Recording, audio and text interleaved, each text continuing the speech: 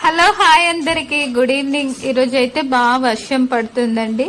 So వర్షంలో ఏదైనా hot గా ఏదైనా స్నాక్స్ తినాలనిపించి ఇంకా వేడి వేడి బజ్జీ అయితే తినాలనిపించిందండి. ఇంట్లో ఒక అరటికాయ ఉంటే సో బజ్జీ అయితే ప్రిపేర్ చేసుకుంటున్నాం. చూడండి ఆయిల్లోని బజ్జీ అలా వేగిపోతుంటే చూస్తుంటేనే నోరు ఊరిపోతుంది కదా.